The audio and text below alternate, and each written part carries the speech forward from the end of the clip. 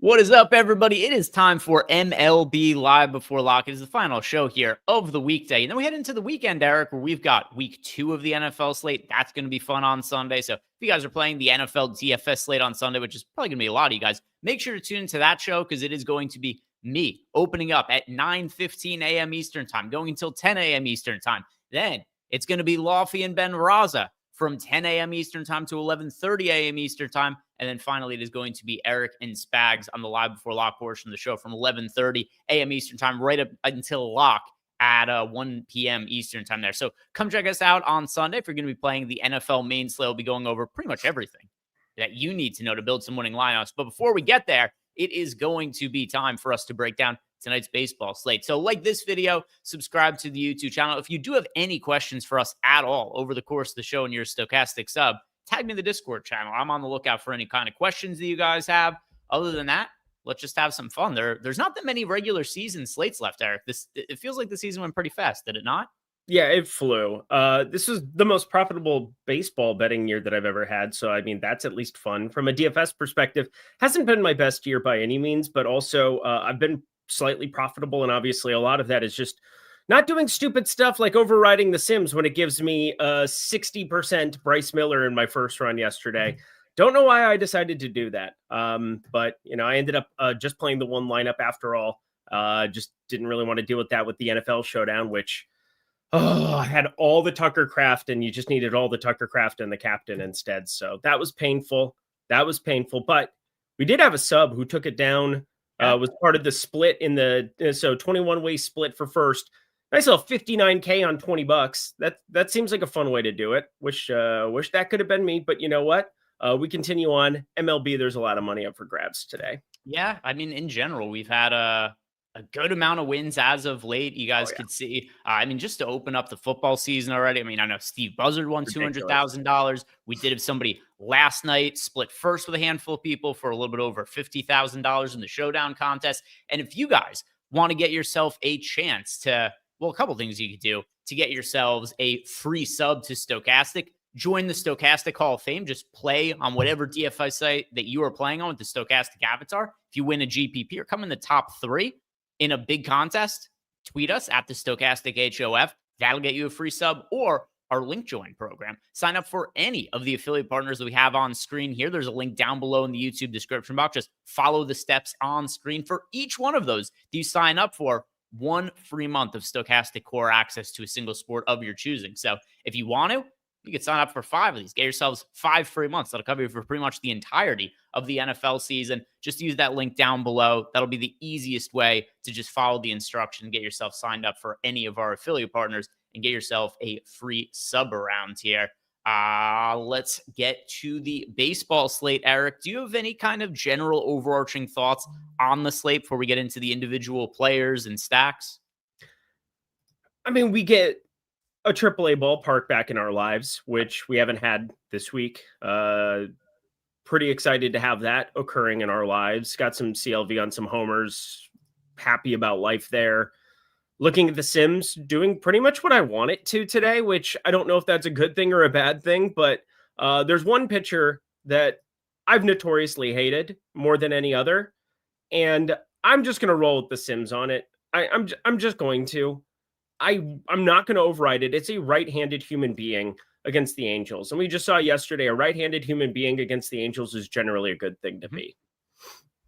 It is. And this is, not even one of our favorite right-handers in baseball. Far from it, Eric. A guy who you and I, for the last, 4 or 5 months, have been calling a little bit overrated. Hasn't had the best season, but what does it matter at this point when he's $7,500 in that matchup against the Angels? Just way overcompensated for the kind of pitcher that he's been this year. And then on top of it as well, Seattle Mariners now, and what's really been a seesaw battle with them and the Astros in the standings, back tied atop the AL West. And we might even get to a point next week, Eric, where because there's actually one of the more fun series of the entire regular season. I don't know how much you've looked ahead, but 3-game series between the Astros and the Mariners. There's a chance here the Mariners end up, because I think the Mariners are better than the Astros. There's a decent chance the Mariners could sweep them, take a real stranglehold of first place in the division. And then if the Rangers play well over that time, all of a sudden the Rangers are ahead of the Astros in the standings, and they get the Astros potentially even out of the playoffs. entirely. So lots of interesting things that could end up happening down the stretch of the season. Like, what do we have left? Something like 13, 14 games or something for most teams, something along those lines. Yeah, I mean, you can look at the playoff percentages on Fangraphs. You can look at it on ESPN. It's on the standings page there as well. We have so much stuff that's kind of like solidified, like the Dodgers, Padres, Brewers, Cubs, and Phillies are all pretty much locks to be in that 5 of 6. I think the Mets are a big favorite as it stands right now over Cincinnati. And obviously, this is a huge series for Cincinnati up against the Athletics. I think they're going to do absolutely everything they can to win some of those games. And part of my analysis, talking through Brady Singer and some of these other guys, I mean, we don't really have any interest in Brady Singer in this ballpark, but there's a quick hook possibility because Cincinnati, they can play platoon. They can get lefties out there against Butler, Soderstrom. They're going to try to do everything they can to win these baseball games because it's their last stand. They did make some kind of moves with Brian Hayes to go out and win baseball games, but the AL, as you brought it up before, that's really where the fun is. I mean, we've got Cleveland on the outside looking in, very small chance, but Astros Rangers are like right there. So, I mean, I've been watching this one pretty closely. It's going to be an awesome final like week and a half of the MLB season. You know, it's been really sick about fall baseball. This could just only be the slates that I've done shows for recently, and maybe I'm forgetting something because I didn't talk about it as much.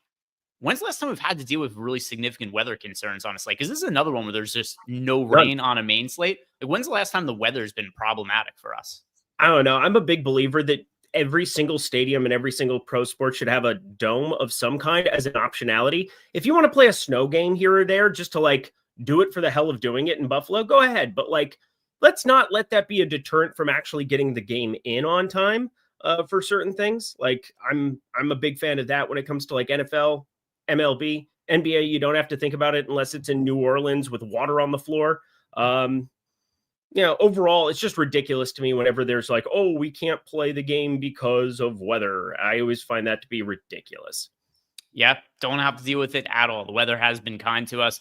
Now let's talk about some of the pitching options here. And, usually we kind of group pitchers and pricing ranges together, but Tyreek Skubal is really, there's no comp to Tyreek Skubal in terms of pricing. He is $12,000. There's not a single other pitcher on DraftKings that's more than $10,000. FanDuel is a little bit different, so we'll have to talk about that separately because he actually is priced closely to other guys. Like Yamamoto's only $400 cheaper than him over on the FanDuel side of things. For DraftKings, though, let's talk about Skubal as a single entity. And by the way, I think cash games could not be easier to pitch. So you're going Skubal and you're going Luis Castillo. There's your two-man pitching combination. Bing, bang, boom. Easy, super, simple. But what do you want to do with Skubal in large field GPPs where he's $12,000, so he's quite expensive? The Tigers are more or less locked into their playoff spot, so there's some reason to think maybe they'll be cautious with Skubal for his final, 3 starts of the year, whatever it is that he has left. It stands to reason. Also, the Cy Young probably more or less locked up, so I really don't think they're going to have to push Skubal too hard. All that said, on the road, decent matchup against the Miami Marlins, pitcher-friendly ballpark. What do you want to do with him at this price tag and 37% projected ownership? Yeah, for what it's worth, I think Toronto's going to make them be honest. Like, Toronto's sitting there with the identical record. I think it's maybe like a half game difference between the two. Toronto's up half game for the 1 seed. So, like, I think you're still going to get Detroit pushing Skubal to the max. Like, I don't have any workload concerns for him. Obviously I talked about it a little bit on Lindy's Leans Likes Locks because I thought both pitchers in this spot were a little bit appealing just to kind of like go through. I think some of the stuff Sandy's been doing lately has been very interesting. He's not even showing up on your board there. Oh, he's a little further down, obviously, at the 6K number. But I look at Tarik Skubal as somebody who on every single slate, it's impossible for me to imagine not having some because he can just pitch you out of it with 12 strikeouts, 14 strikeouts. That's like a legit thing he can do. This is a Miami team, though, since they've gotten rid of a number of pieces, like demoted the Marcy, Marvis, a couple of these other guys. We've just seen a lot of turnover. And this current construction of it doesn't strike out a ton. And yet it's Tarik Skubal. He's matchup proof. He could do this against absolutely anybody. Just depends on the day. And at 12K, it's still not cost prohibitive enough. And a lot of our main stacks are pretty cheap. Like it's pretty easy to stack up Cincy. It's pretty easy to stack up the Athletics. So Scooball, I'm going to be a tiny bit over, pretty much exactly what the Sims are doing. Yeah, Sims are getting him in a little bit over 40% of lineups, which I totally think tracks. He's so expensive that it's hard to say he's an absolute must play. But it's also very clear that if you have a cheap stack, he just is going to fit into that lineup without really any kind of question about it. So if you have the ability to pay up for Scooball, no doubt about it. Go ahead and go for it. But I don't think you have to go out of your way outside of cash games. Make sure you're fitting him into lineups. For GPPs, though, it's kind of like nice to have him. He's going to show up in a lot of lineups. But if you built a lineup and it didn't have him in it, it's not like, oh, you have to rebuild to fit him in or anything like that. But by the way, one of my favorite things about just YouTube usernames and all that is you come in here and, the way that StreamYard works, there's this important messages notification here. So, you get this thing coming here and it gives us, and then you get the YouTube names that show up too. So, you come into the streaming platform we use and just have an important message. You go look at it and it's Fistula Poop becomes a YouTube member. Fistula Poop. And then what's happening there in the avatar? It looks as though they're just simply having a nice conversation together. Yeah. I think he's whispering and just telling him a secret.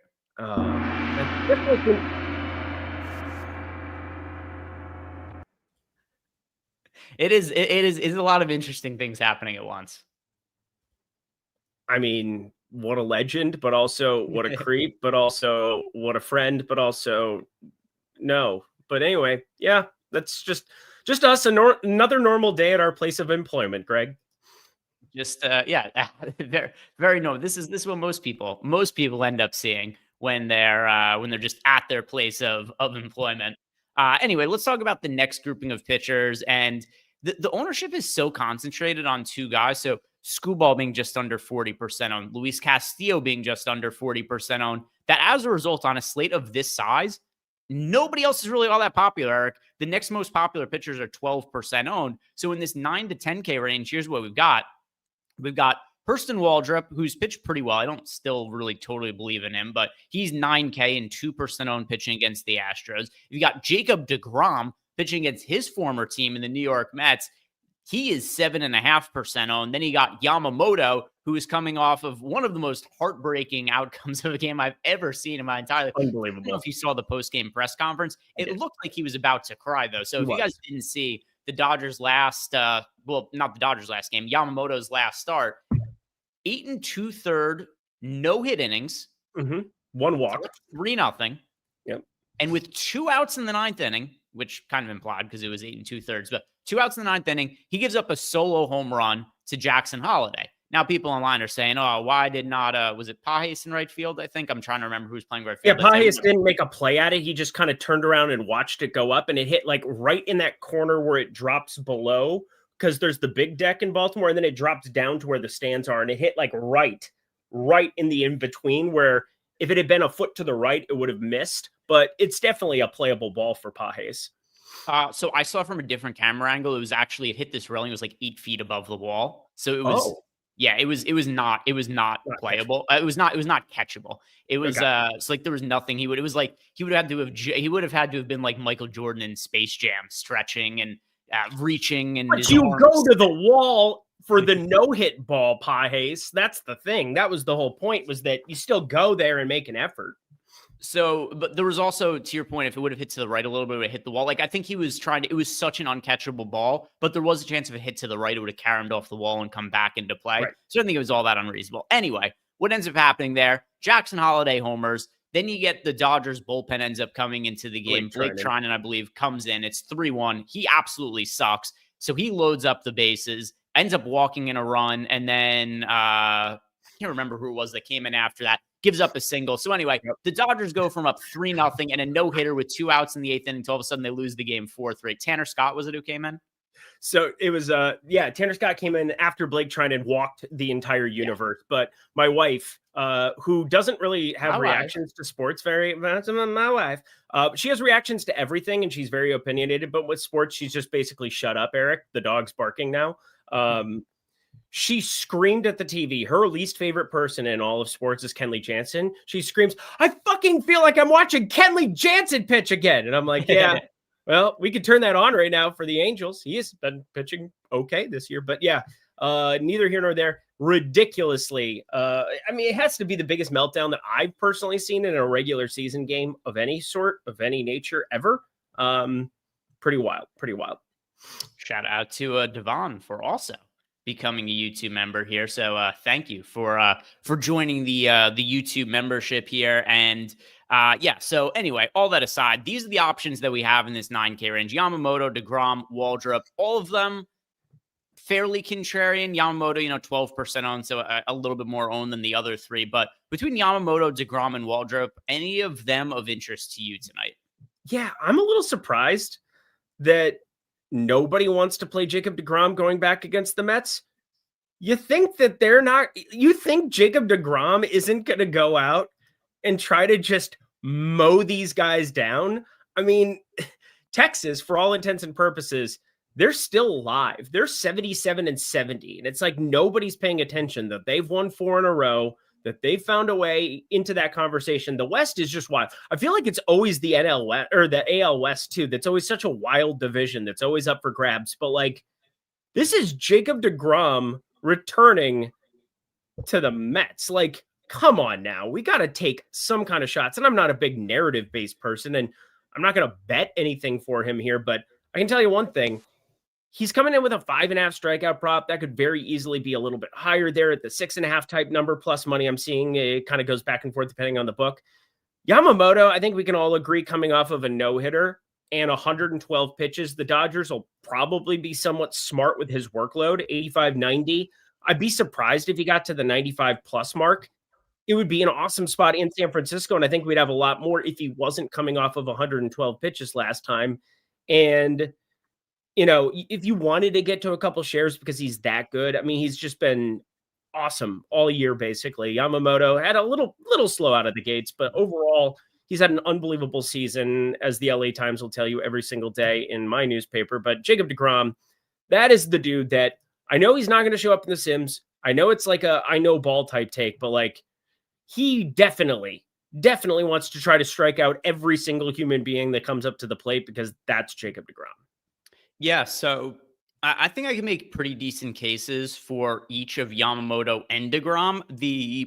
Probably the biggest issue I do have with Yamamoto, he is coming off just a massive pitch count game because of the fact that he was throwing that no-hitter. So he threw 112 pitches in that game, and I just don't know exactly how that might impact him going into this game, or if maybe the Dodgers even say, hey, let's limit him to say like 90-ish or maybe even like 85 pitches or something like that coming out of that game. Because you go ahead and look at the other starts that Yamamoto has had throughout August and September. Eric, that was only the second game he's thrown over 100 pitches since August. So they have, at least seemingly, maybe it's just been a coincidence, he has pitched very well, but they've not necessarily limited his pitch count, because he's still throwing a lot of these starts, like 92 pitches, 98, stuff like that. But 112 is very out of the ordinary for him. And it would not at all be surprising if he's at like 86 pitches through 6 innings, and they're just like, yeah, maybe enough of Yamamoto for today. I do like the spot on the road against San Francisco in a pitcher-friendly ballpark, but I do agree with you. I lean a little bit more towards Jacob deGrom.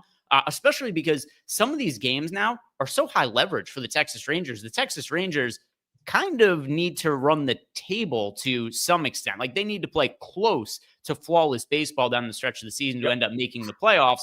And deGrom, who's been healthy this year, he's probably been the 3rd or 4th best pitcher in the American League, depending how you feel about him versus Hunter Brown. To me, it's like Skubal 1, then you get Crochet as like very close behind him. Then there's a little bit of a gap, and it's like deGrom and Hunter Brown right there as the 3rd and 4th best pitchers in the American League. But yeah, I like deGrom in this spot against the Mets, and Mets also kind of reeling down the stretch of the season. This would be a classic. I don't know how this happens to teams, Eric, where it's like some of your Minnesota teams, it's like thanks.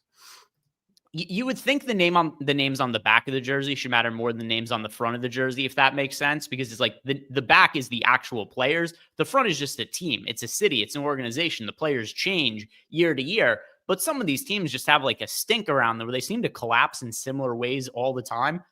The Mets spending all the money they did in the offseason, not making the playoffs this year, would be objectively hilarious. And they have been really struggling as of late. And I like getting to DeGrom as a contrarian option. Yep, he's definitely the guy for me as well. I think on a 2-pitcher site, definitely something that I want to get to. And FanDuel's got some interesting nuance because like Scooball's way too cheap over there today. And then you have Castillo, who's just pulling all the ownership against the Angels, probably well warranted to some extent. But like, if you want to get to Jacob deGrom over there, he's sub 10K. He's only pulling 2% ownership. I am playing a lot on FanDuel today. I'm playing 300 lineups on FanDuel actually today because, just felt the urge to get to some Jacob deGrom over there. Wanted to get double digits of him. And if he just has that Super Saiyan type game, here we go. Oh, duck my Mets. We sorry. Oh. It's just like we sorry, and then follow up was we might not even make the playoffs now. We so sorry. Yeah, and it was they were I don't know when it was, but maybe like a month and a half ago they were a game and a half. Maybe it was further along ago than that at this point. They're still like 80+% depending on where you look at to make the playoffs. 77 I think was on ESPN, but 80% I think was the number that I saw over on FanGraphs earlier today. I will pull up FanGraphs number 69%. Okay, so then they changed it. They updated it from yesterday. Yeah, there's also all different kinds of projection models that you could flip around with over on FanGraphs. So depending which projection model you look at, anywhere from like 69 to 77%. Still obviously more likely to make the playoffs than not.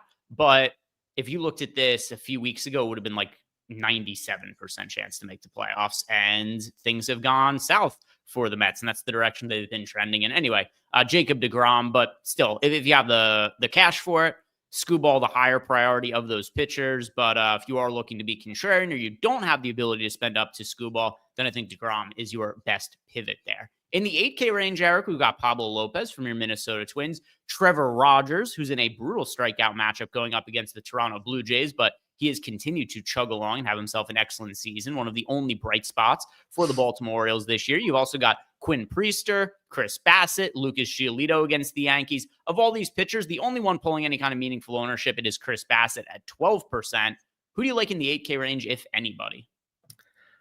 Not really anybody, if I'm going to be just dead honest. I think that's probably the right way of looking at it.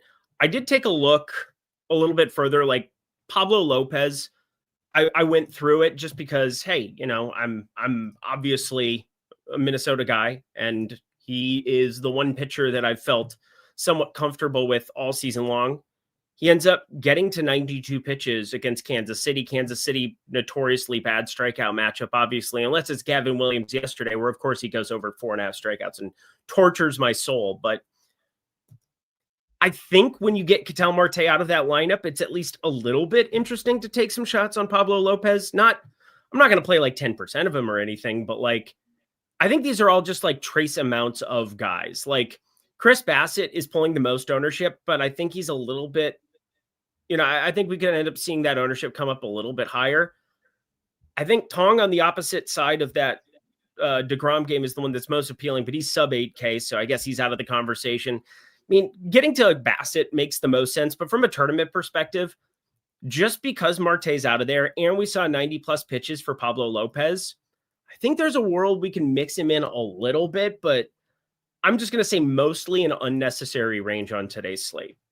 Yeah, I more or less agree. You get some of Chris Bassett showing up in the Sims at home against the Baltimore Orioles. So if you needed to roster one guy, I guess I'll lean on him just because that's who our data likes. In Chris Bassett, he has also had a fine season. He is not like the highest upside pitcher in the world or anything like that, but 3.97 ERA, 4.13 expected ERA, strikeout rate at 22.6%. He's been about as middle of road as a starting pitcher as you could possibly get. I don't love him. I don't have an issue with him. To me, it's more so like, hey, if I have a lineup with $8,500 left, who do I roster? Just plug Bassett in that scenario. But other than that, there's nothing really strong I have to say about the 8K range. It's not one that really stands out. You guys could see here in the exposures as well. other than Bassett showing up in some lineups, 1 out of 150 lineups with Quinn Priester, 3 out of 150 lineups with Pablo Lopez. And that encompasses all of the exposure the Sims are getting to the 8K range in this run I did. Yeah, it just makes sense. I mean, look at this. We get Skubal, we get Yamamoto, we get DeGrom at the top. You look at their Ks next to anybody else down here. I mean, that's why Chris Bassett's showing up the way he is. And then on FanDuel, Chris Bassett's actually somewhat appealing. DK a little bit less so, just because, again, kind of an unnecessary range. We have some cheap guys to mix in that are in fantastic spots. I mean, we'll get into the Castillo talk. We'll get into Sandy as well, who I think is going to be my guy that I'm going to balance out a little bit of the Castillo. I'm definitely going to be over on it based on what I'm getting in the Sims, but just not really a spot where you're getting the same strikeouts at Sandy's range here at 6K at, with Verlander against the Dodgers to some extent too, if you even wanted to like take that bullet. I don't know if I do. I don't know if you do, but I do think sub 8K is just a better build based on the lineups that I'm looking at. We are sponsored here by DraftKings Pick 6, where new customers play $5 in first pick sets and get $50 in bonus picks, Eric. So if you guys have not checked out DraftKings Pick 6 yet, go on over there, play for $5, build out your first card, and you get $50 in bonus money to go ahead and use to build out some more cards. So go take advantage of that if you've not already checked out DraftKings Pick 6 and if it's available in your state. Let's talk about the 7K range here, Eric. We've got a standout young pitcher from the Mets in Jonah Tong. One thing that has been a bright spot for the Mets down the stretch of the year is it seems like they have uncovered some pretty solid pitching prospects, and they've gotten themselves some pretty good pitching depth. So it is something that I think the Mets are pretty well positioned for future years, more so than I thought they were going to be with pitching coming into the year. Jonah Tong has been one of those bright spots. So he's 12% owned. Then you've also got Brady Singer, Luis Castillo, your other piece of chalk at 35% owned. You got Yusei Kikuchi, pretty much unowned at 4%. Tanner Bybee being 9% owned. The guy that has to be talked about the most in this price range, it's Luis Castillo. We've kind of already made comments about it at the top. He's somebody you absolutely want to be playing in cash games today. He's not somebody who is my favorite pitcher in baseball, far from it. But basically, anytime a right-hand pitcher is going up against the Angels, you and I talk about the upside there. Now, Joe Adell seemingly, I don't know, what has it been like 3 times over last week, maybe 4 times in the starting lineup and ends up getting scratched. So that's been a weird thing that's happened there. But anyway, Luis Castillo, I think he's pretty clearly one of the top starting pitchers on the slate just because of the matchup and the price point. Also helps that he's pitching at home as opposed to on the road. What do you want to do with Luis Castillo? We've been pretty critical of him, but the price point has come way down. He's in a great matchup. Yeah, I watched, I think, every inning after like the 5th or 4th inning. I mean, I had it side by side at the bar with a bunch of buddies watching the football game along with that game. And every time I looked over, Bryce Miller was doing like a little trot around the mound where it was just like, oh shit, Bryce Miller got another strikeout. Oh, Bryce Miller got another 11 strikeouts. What are we doing here? I mean, it's just a ridiculous thing to have Bryce Miller do that. I mean, Bryce Miller's not that guy. Luis Castillo has better stuff than a Bryce Miller does, and he's getting the identical matchup. More than likely, we're going to get Chris Taylor in this lineup instead of Joe Adell, unless Joe Adell's back, and he strikes out a bunch as is. He's obviously a more potent bat, finally puts it all together in 35 plus homers, but yeah, he's been scratched 3 or 4 times now in the last week. And I just look at this Angels lineup. They are developing players. They're putting out Bryce Teodoso and Sebastian Rivero, who made some really boneheaded plays at catcher in extras yesterday. Some interesting stuff overall from some of these guys. These are just creative players at the back half of this lineup. And then all the good hitters also strike out a bunch. They're also right-handed, and that's going to be the Luis Castillo bump here more than anything. You go through like his splits over the course of this season. He strikes out righties at a 25% clip. He's at 17.8% against lefties. So like 25% K rate, that's way better than Bryce Miller had. And he's just going to mow these dudes down. So like, I have to play Luis Castillo, and I hate him. So here we are. 60% of him in my lineups on DK on FanDuel. He's mega chalk, but he should be.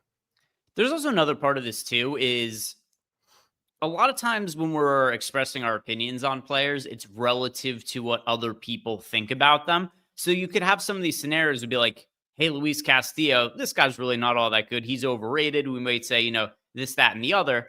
But it's not to say that we think he's like Antonio Senzatella. Like, you could come across that way sometimes when you get a guy who is pulling a lot of ownership that you and I don't like.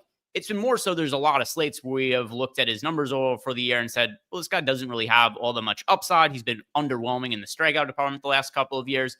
In reality, though, his numbers are pretty similar to like a Chris Bassett, right? 3.85 ERA, 4.35 expected ERA, 21.2% strikeout rate. He's been a very middle of the road starting pitcher. But pretty much any middle-of-the-road starting pitcher that's $7,500 in a pitcher ballpark against Los Angeles Angels and is a righty is going to be somebody that you and I are targeting. So Luis Castillo at $7,500, I get that he's very popular. I do think there's a case to be made when we talk about stacks to be getting to some of the Angels as leverage because of how popular Castillo is going to be. But for cash games, and even for a lot of small field tournaments, I think Luis Castillo is a really strong option, considering all the things I just said. He's underpriced. If he was $9,500, this is a way more interesting conversation on him. Well, I guess the one part of the conversation that I actually just wanted to bring up last night watching this game, because I went through and obviously covered it on the betting side of things.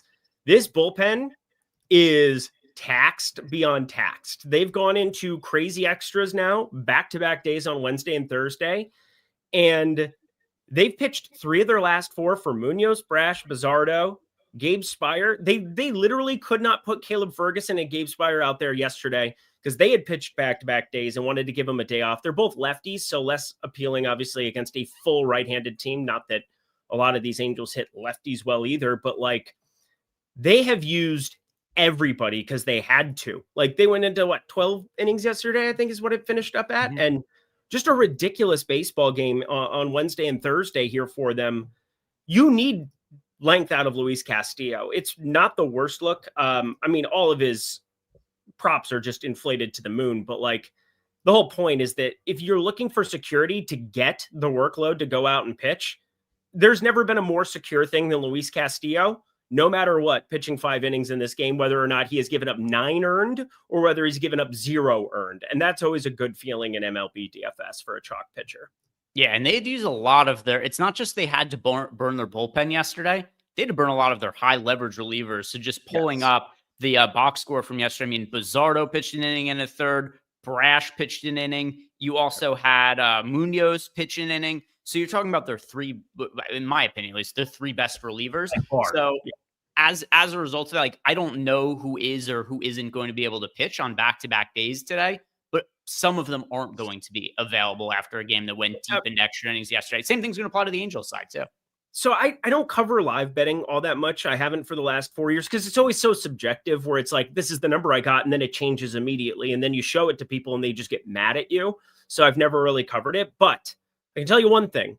I will be live betting this game on the Angels side because I think Emerson Hancock ends up being the long guy. I think they're going to go 6 innings of Castillo and 3 of Hancock. I think that's the only way that they can really treat this and avoid going. I mean, they have the 2 lefties that they can utilize as well, but from a matchup perspective, that's not going to be as advantageous. I am quite positive Emerson Hancock eats 2 or 3 innings in this game, and that is very appealing to bet against. This is going to be Eric later tonight after live betting the Angels. Probably. That's probably me anyway, because that is true. That is true. Eric, do the dishes. Put your dishes in the dishwasher. No, woman, you do it. You do it. She goes, oh, I have to work the Emmys on Sunday. How about you do it? And I'm like, okay, now you're just flexing, and now you hurt my feelings, and I'm going home. But I'm home. Yeah. You tell her. I've got a top 20 lineup in the mini max that I'm sweating right now. Yep. I've got important stuff I'm doing just the doofy gif. I'm just a joke. Just go out in my pajamas every time I go out to record, my father-in-law comes over. He's just like, that's what you're wearing to work today, huh? I'm like, yes, sir. Yes, sir. Swim trunks. Didn't do laundry yet. It just comes out to the office. It's you in a t-shirt with no shorts on, just you underwear t-shirt sitting out in your office. Really trying to flex. Yeah.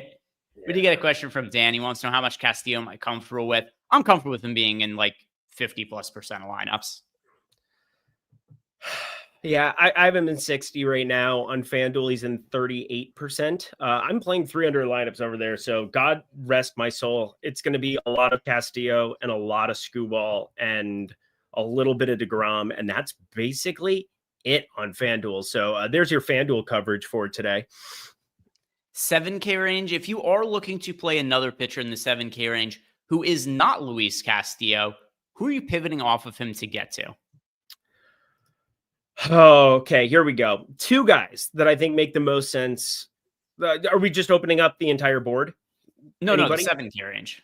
Oh, so never you got mind. Jonah Tong, Brady Singer, Yusei Kikuchi. Jonah Tong's one of the more touted, the Mets are bringing all these guys up because obviously they've been reeling, and Jonah Tong looks like he's going to be a pretty decent little pitcher, 22 years of age. He's got velo. The fastball is live and ready to rock. He also has one of the more interesting arm angles that I saw a breakdown of. I don't know, was it a week ago or 2 weeks ago before he had his debut? He throws it like from above his head like this. And it's the craziest motion. 65-degree arm angle, I believe is what they said. And boy, is it fun to watch because he lets it rip every single time. Tommy John surgery be damned, but he's had 2 outings. Both have been all right. He gave up 3 homers against Cincy last time out. So there's definitely blow-up potential, but he still found 6 strikeouts in both of those. And the fastball just plays very, very live. This is not a great Texas Rangers lineup in its current iteration without Corey Seager in the middle of it.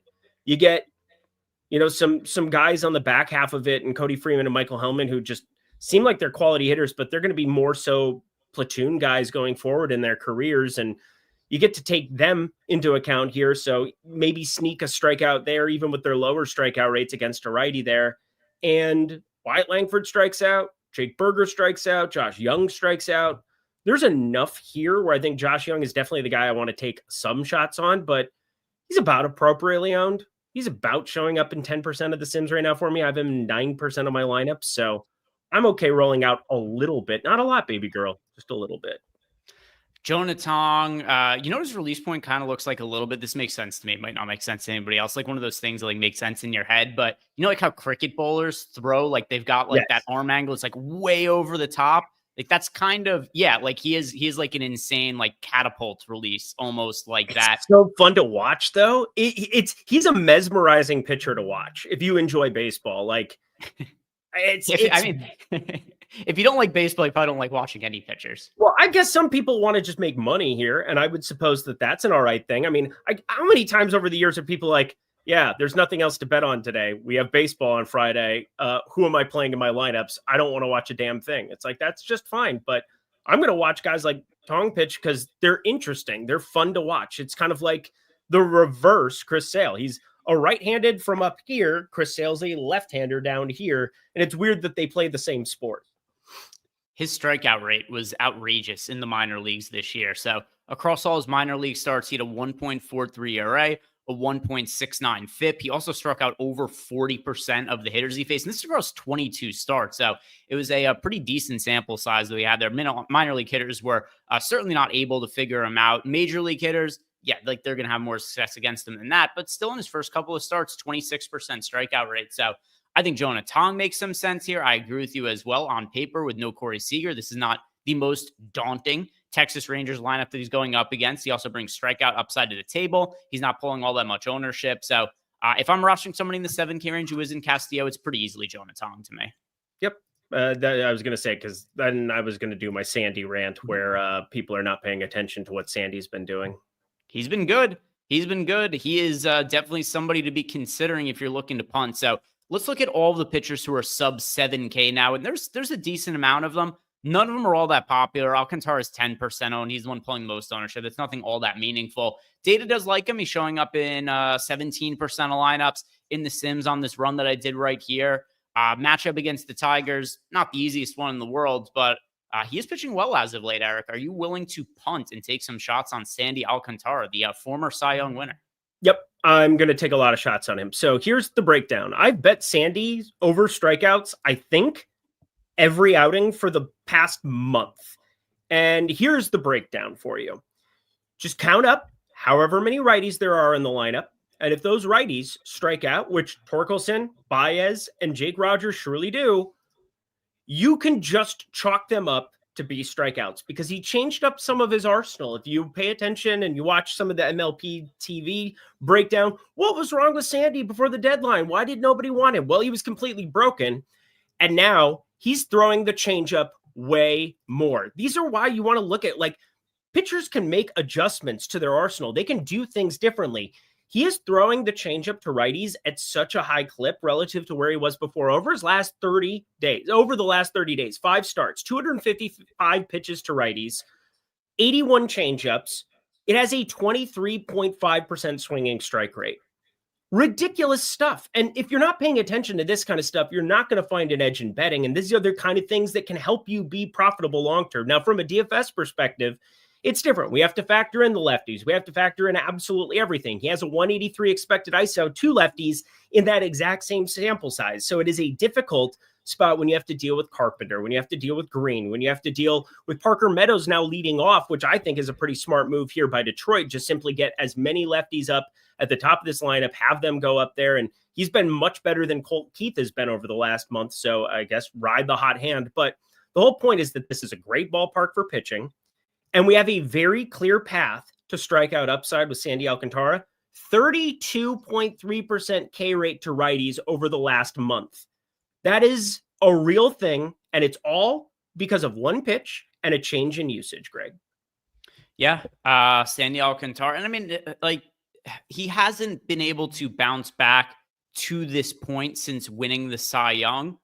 But, well, I shouldn't say since winning the Cy Young, since getting injured. It just happened to be an injury that occurred shortly after he won the Cy Young. I happen to think he was probably pitching with the injury in the subsequent season and then, had the year missed, came back, and just wasn't really quite as effective. But I still think there is some talent in Sandy Alcantara. His average fastball velocity, it's still 98 miles per hour, so he's still throwing plenty hard. And it's not like he's super old or anything. He just turned 30 years old really recently. He actually turned 30 years old, 5 days ago, Eric. So, still relatively young. He also is still throwing hard. So I don't want to say like I think he's going to get back to being a top of the rotation pitcher, but I do think he's somebody who's probably worth being priced higher than $6,000. I think he is going to be the classic. When he faces the Angels, jam his ladders. Like, these are just things that aren't getting accounted for as much as they should with opening numbers. Like, I've just seen it routinely all year long. And it's just like, I just kind of sat on the Sandy piece all day because I'm just like, all right, I'll post some plus money stuff at, 5.5. And then I posted a little bit more. And then I posted a little bit more. And it's just like, I cannot believe some of the numbers people are snagging on Sandy K props for the lower, because it's just a different dude. He's a completely different dude throwing his pitch arsenal the way he is now than what he was a month and a half ago. And obviously he has some confidence in it too, which doesn't hurt your feelings. No matter what work of life you are in, it's tough to project. It's tough on the data side, but you watch Sandy pitch, he is animated right now and it's fun to watch. Yeah, so at 6K, that kind of price point I think is worthwhile to take shots on. Second half of the season, 3.68 ERA, 3.9 xFIP, and you're also looking at a 20.5% strike rate. He's never been a crazy high K guy or anything like that, but once again, I mean, look at the other guys who are priced around him, like JT Ginn, Brandon Pfaadt. You got the corpse of Justin Verlander in a tough matchup against the Dodgers. Like, these are the other guys who are priced similarly to him. So I think that he is definitely the best punt option for today. Anything else you like on the low end of pitching? If not, we'll look at the FanDuel pitchers, which are pretty similar to the DraftKings side anyway. One pitcher we didn't really talk about whatsoever. I guess he was 7,200 and not somebody that is showing up with the Sims at all at the moment on your build. Yusei Kikuchi. This is a great ballpark to be pitching in, but he has gotten absolutely beaten and shattered the last 3 outings. I don't know what to make of it, Greg, but like, you tell me you get a completely unowned, untapped Yusei Kikuchi in Seattle at no ownership whatsoever. I mean, this is definitely something I'm trying to like toy a little bit into FanDuel for it, just because it's like, all right, if he goes the distance, if he like doesn't get completely bludgeoned, probably get more bang for your buck over on DK, because mean, the strikeouts are probably going to be there in some capacity, no matter what, as long as it's not like another 60 pitch outing because he's horrific like last time out. But like, Angel Stadium is not an easy ballpark to pitch in by any means. And you get a sub 5% Yusei Kikuchi. I just think it's a strikeout arm that has enough there that it's somewhat appealing to me. Let's talk about FanDuel pitching. Castillo is 29% owned. Skubal 22% owned. And then everybody else is 5% owned or lower. So first question, do you prefer Castillo or Skubal? And then also your favorite contrarian pitcher over on FanDuel. For me, I'm actually going to go with Castillo on FanDuel, $8,600, super cheap price point. Obviously, that strong matchup against the Angels. You and I both think that because of how taxed the Mariners bullpen is, that probably means a little bit of a longer leash for Castillo. That makes him more live for things like the quality start bonus. So I'm going to go with Castillo over Skubal on FanDuel, Eric. I 100% agree with you on that.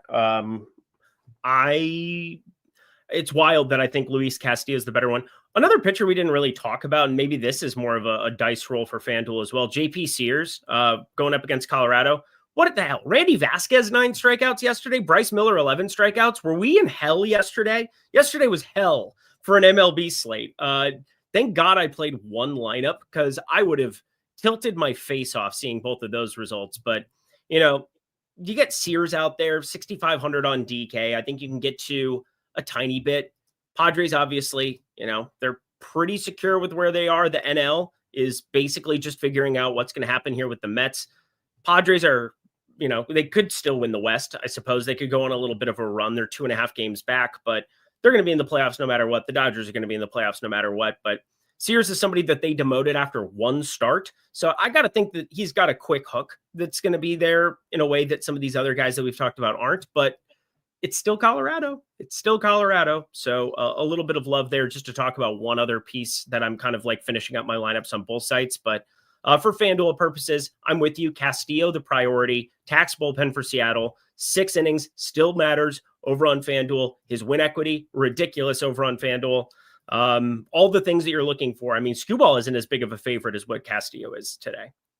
Yeah, and then if I'm going to go contrarian, Tanner Bybee is $7,800 over on FanDuel, which makes him, what? He's like the 4th cheapest pitcher on the entire FanDuel slate at home against the White Sox. So for reference, he's priced like relative to what Alcantara is over on DraftKings. So Sandy on FanDuel is $8,500, whereas Bybee is $7,800. So Alcantara is actually $700 more expensive. If I'm going to be contrarian on FanDuel, I like a 5% on Tanner Bybee at home against Chicago. Yeah, he's just being Bybee. Yuck. All right, let's talk about stacks now. So, hitters, Eric, we've got for today really a lot of spots that you could be going to at offense because ownership isn't really all that problematic. The Padres are 10% owned. The next most popular team is 7% owned. So ownership really spread out at offense. Here's what we got showing up in the Sims. 3 teams in a double-digit amount of lineups. The Padres, who are about in line with the field in terms of projected ownership for us.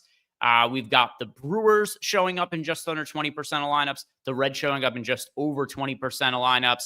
For myself, Eric, I totally agree with the Sims here. We've also got right at the top of the top stacks tool, the Cincinnati Reds, 7% projected ownership as a stack. Matchup against JT Ginn, and also, as you like to call it, the Sacramento minor league ballpark over there. So extremely favorable hitting conditions. Usually the Reds go on the road, and it's going to be a park downgrade for them. Not quite as much when they're going to be playing in Sacramento in this ballpark here. I really like the spot against JT Ginn. The price tags aren't all that expensive for them either. Cincinnati Reds, that is my favorite stack for single entry as well as large fields for the slate. Same. I just love them for tournaments today.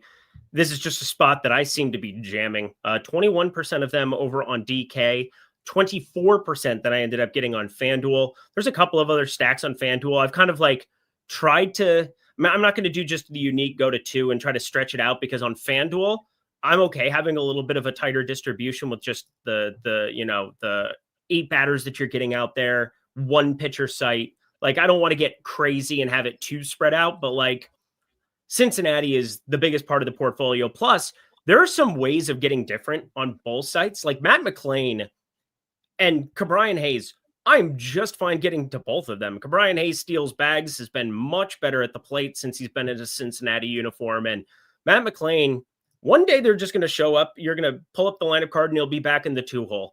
For whatever reason, they just keep him in the 9-hole because apparently he's comfortable. This is kind of like what the Twins did with Byron Buxton, but he's been so much better at the plate. I mean, San Diego's a tough spot for anybody to go hit considering how good that bullpen is. But Matt McLain before that against the Mets, against Toronto, against St. Louis really found a pulse. And he's somebody that, you can really lower your total ownership in your Cincinnati stacks just by getting to one of the more talented young players that still exists in baseball, despite being a 9-hole hitter.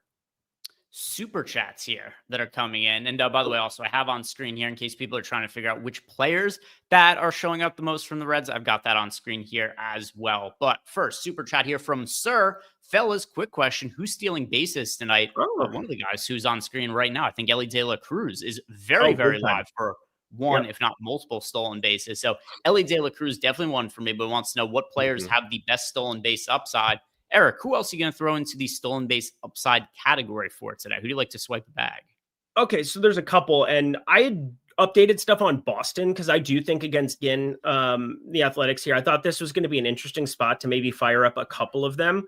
David Hamilton was somebody that I needed to double check and see and make sure he was in the lineup. He is in the 7-hole, so that's actually a little bit lineup upgrade. I had him in the 8-hole earlier when I ran the numbers, and I had his break even at plus 225. So I see a plus 300 over at FanDuel for it. So you can fire up David Hamilton. And the other one that I think is just a really good stolen base target now that you've got news that he's going to be playing shortstop pretty much every day for the Yankees going forward.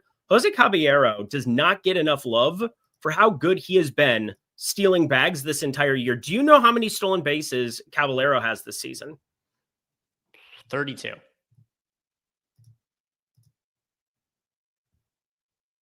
I just lost it on my page. So I don't know. I was just guessing. I don't know the number. But this is a lot of buildup here. A lot of buildup. I just lost it. I just lost the edge of their seat. People are waiting on the edge of their seat. 45. 45 stolen bases, homie. All right. That's a lot. It's a lot of stolen bases. I knew it was a lot. I didn't have the exact number there, but yeah, I agree with you. Jose Caballero for today. I mean, Elly De La Cruz is going to be another one. Honestly, it's a lot of shortstops. Also, like Bobby Witt Jr. is another one that you would throw into the mix there. Chandler Simpson is always somebody with stolen base upside. Exactly, but that game's over, so pain and suffering personified. Yeah, I'm just going through all of the potential. I'm trying to think who else for tonight's slate. Let's see. If I just go to our hitter exposures, who else is showing up in lineups as a hitter? Let me go to the shortstops. So Elly towards the top, he would definitely be one. In the outfield, who else would I pick up? Acuna. I don't necessarily love rostering him for tonight just because of some of the struggles and how high his price point's gotten, but he does always have some stolen base upside. Elly De La Cruz would be my stolen base pick for tonight. Great. Also got a super chat here. Oh, sorry, what was that? Oh, I was just going to say, I'll go Caballero. I love this because I did find some stolen bases that I thought were interesting. I parlayed a small thing just for a sweat this morning for the Cubbies. But anyway, that's neither here nor there. We continue on our merry way. 2 stolen bases already for Kansas City against Marchand. That was an F up on my part. Marchand catching instead of Real Muto. Always good to target stolen bases in that spot. And Walker Buehler can't hold anybody. I'm mad. It's Jay. Also, I really think about my lineups and unless you're looking to place bets, I really look at my lineups just who could I get a stolen base from? Agreed. Maybe there's no single stat categories on DK and FanDuel. Maybe there's a stolen base one tonight. Yeah. It's Jay Metz won the FanDuel first and second place 2 days ago using the Stokastic tools. Thanks. Thoughts on Milwaukee and Toronto stacks for today? He says he thinks that Andre Palante is going to get shelled tonight. So, Eric, what do you make of the Milwaukee and Toronto stacks? Or either of those teams that you are looking to be targeting? On DK, no. On FanDuel, yes. FanDuel Milwaukee is really well priced in a way where the Sims are just getting you tons of Milwaukee no matter what you do against Palante. They have a 4.9 implied run total. And if you look at the leverage scores, they're the only team north of like 4. I guess Cleveland's up there too against Martin Perez because Martin Perez must pay for his sins as well. But you got Andre Palante there, 4.9 implied run total there, 4.4% ownership share. And when you're just playing 4 batters and you're piecing it together, it is very easy for me to know the main guys I don't want to get to. Now, I say that knowing that, like, I always get those random home run alerts where it's like, oh shit, Sal Frelick just win yard, or Durbin just win yard for no reason because Milwaukee just does crazy things all the time. But Palante, he's bad against lefties overall, 343 xWOBA, 178 ISO against. You're not going by way of the long ball, but on FanDuel specifically, keep that line moving. Very, very correlation heavy, whereas on DK, very homer heavy in terms of the way that you want to kind of accumulate your scoring. Yeah, neither are teams that I'm really looking to prioritize today.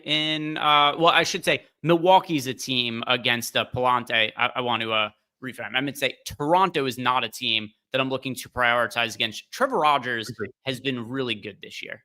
Really good. And sometimes I don't always love rostering him for DFS just because he doesn't have a ton of strikeout upside, and the Blue Jays are not a team that strike out a ton. So I don't want to be playing the Blue Jays against Trevor Rogers.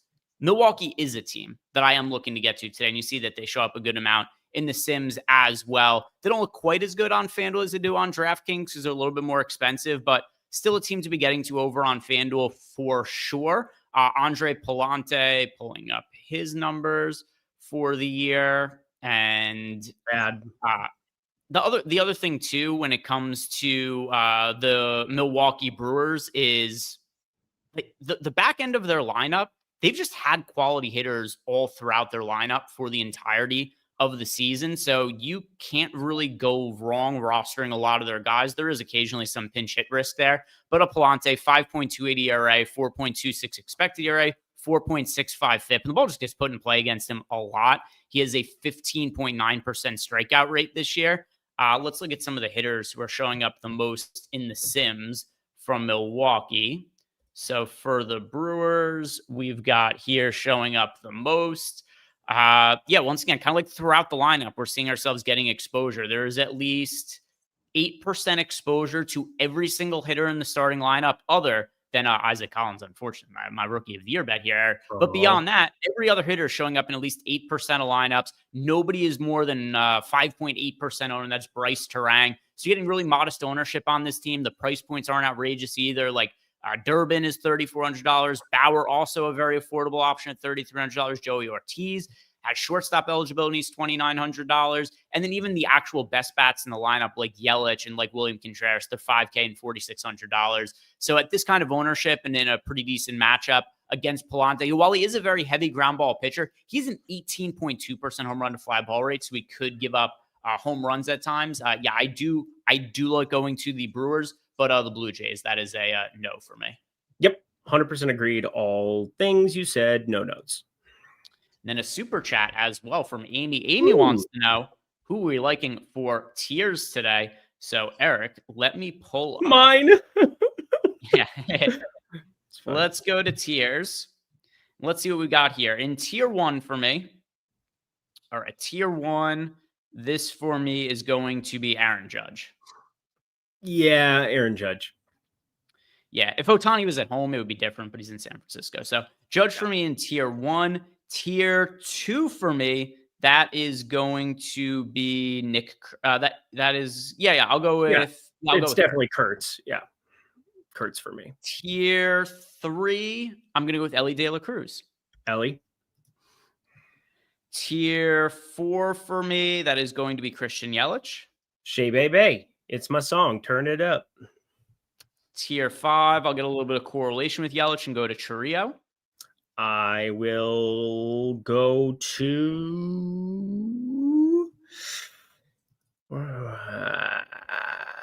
It's going to be Chourio. That is a tough group right there. I thought about Julio there against Kikuchi, but I skipped out because it's Seattle. And then tiers, it's Skuball's in the pitching tier. It's stupid. Yeah, stupid. Jeff Williams wants to know any Yankees love on DraftKings. Eric, are you looking to stack up the Yankees today?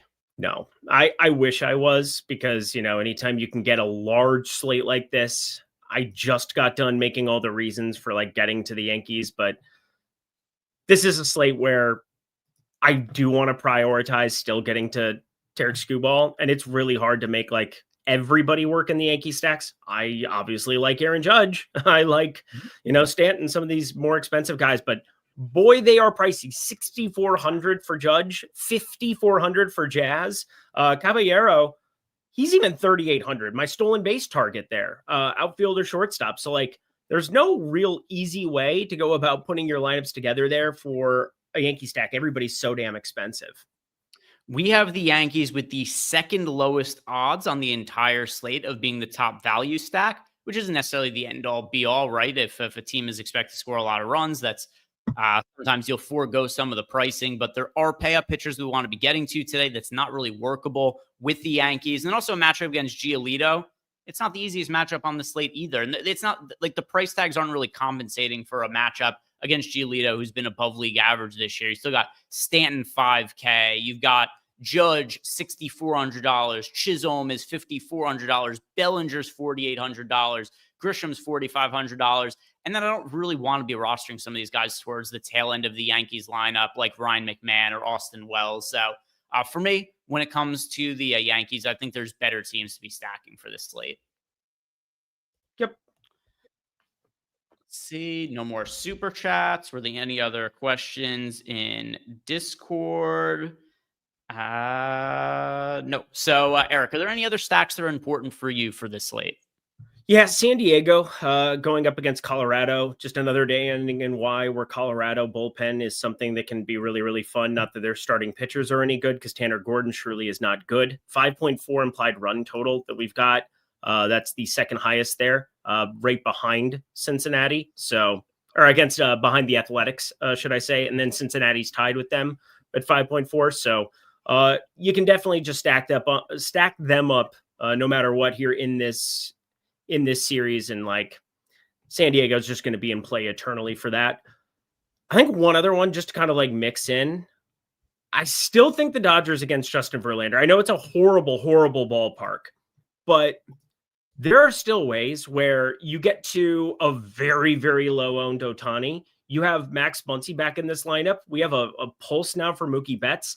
And this is still a spacious ballpark. There's enough speed at the top of the lineup. Nothing that I'm making a crazy stance on, but if you can get to Verlander here, these middle relievers, I mean, we have seen them just struggle. I mean, they struggled back when they had Doval and whomever else, like all these other guys. Like, they've had these moments where things have gone really, really well. And then these have these moments where things go very, very poorly. And I mean, Verlander's not good at this current iteration, still a fly ball pitcher, 262 expected batting average. We have speed and power. I'm going to mix in some Dodgers as well on FanDuel, where I only have to roster 4 of them. Leverage stack, the Los Angeles Angels. I think that there's a reason to play them in large field tournaments just because the ownership that's expected to come in on Luis Castillo. Obviously, if I'm building out 20 lineups, I want to have more exposure to Castillo than the Angels lineup. But I do think the Angels as a stack makes some sense as a leverage 5-man stack. You got a team here that's going up against, an okay pitcher in Luis Castillo, but some of the other factors that Eric and I talked about, the bullpens on both sides of this game being pretty fatigued after an extra innings game yesterday. If Luis Castillo doesn't get off to a hot start and the Mariners fall behind, there is a chance that they just end up kind of punting this game early. So I think there is a little bit of upside and leverage that's going unrealized in the Angels as a stack against a chalky Luis Castillo.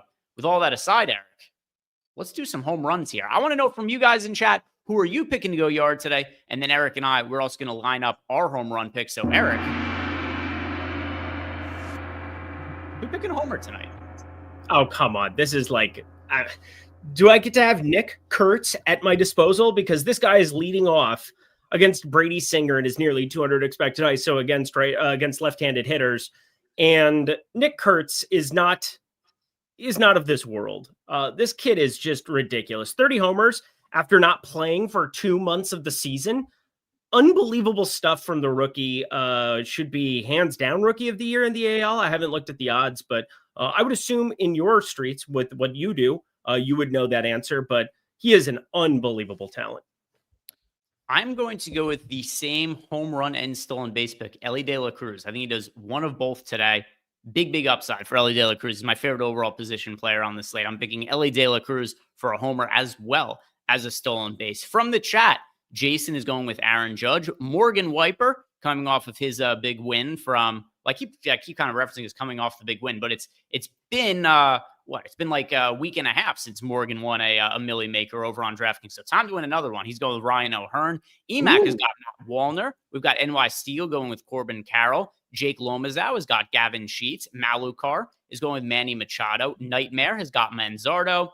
We got K. Wilty Soul going with David Fry. Dan has got Bregman. We've got Matt Gibson going with Manny Machado. Marvin H. has got Yordan Alvarez. Profitable J is going with Kyle Teal. Barnaby O'Toole is going with Soderstrom. Tyler Holland has got Jose Ramirez. Art Cathelza, someone we were talking about at the top of the show, is going with Big Christmas. John Kensky Noel, he's picking as his homer pick. We've got Sotex going with Kurtz. Nice Kevin is going with Kurtz. Aaron Hines is Austin Hayes. Pierre is Eugenio Suarez. Rooster Slinky is Buxton. Lomas another home run pick from him. He's also going with Buxton. Ken Ratty is going with Hunter Goodman. We've got your boy Good Greens going with TJ Friedel. Loyal African also going with Kurtz. We've got Mike Campbell going with Elly De La Cruz. We've got Patrick Maduke going with Bryce Terang. We've got Ricardo Nelson going with Francisco Lindor. It's Jay Metz agreeing with me, going with Elly De La Cruz. Kenny Brayboy going with Byron Buxton. Boy, I'll tell you what, your dad could be happy tonight, Eric, because about a third of the chat is going with Byron Buxton to homer today. Yeah. Not if Ketel Marte pinch hits.